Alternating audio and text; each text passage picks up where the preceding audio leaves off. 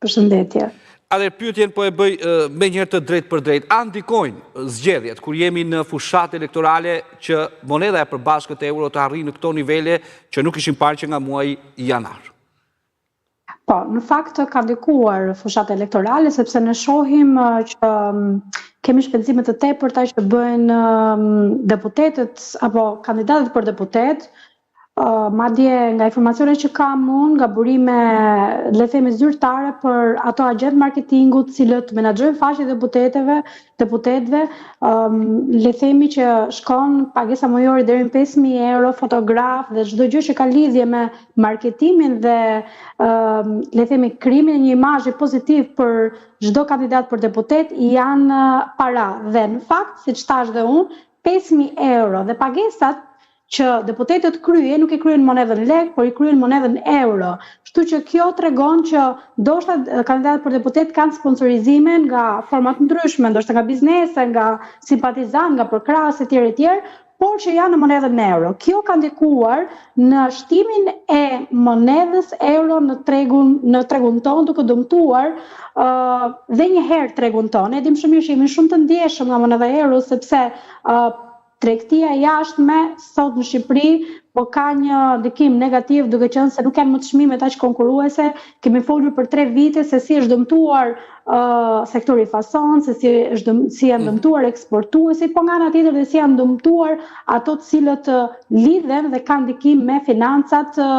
personale, pra janë pikërisht pensionistët që mbahen me remitancat. Nëse dikur kur kishim 1 euro të mbi çmiuar apo 1 euro të fortë, këto euro përktheheshin në shumë para, ndërsa sot remitancat janë shtuar në numër pasi këmbimi është shumë i vogël dhe i pamjaftueshëm për pensionistët për të mbuluar muajin.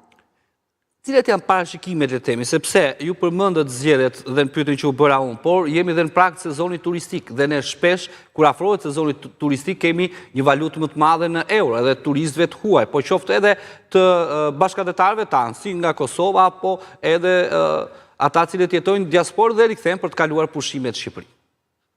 Po është e vërtet, në fakt, pra, efekti i shtuar është pikërisht që është në çmuar euro, është pikërisht pra fushat elektorale, por ne nuk duhet të harrojmë që aspektet kryesorë që kanë ndikuar në çmimin e euros është së pari rritja e investimeve të huaja, sidomos në vlerën e në çështjen e pasurive të patundshme që ne kemi folur në emisionin tuaj se sa të shtrejta janë bërë këto pasuri të patundshme për shqiptarët, së dyti janë remitancat, së treti janë turistët, së katërti janë transaksionet që bëjmë ne në mënyrë të natyrshme në treg, pra për ne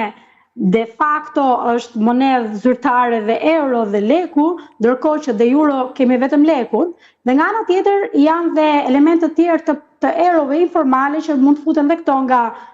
remitanca që vinë jo në rrugë zyrtare, apo ndoshta dhe nga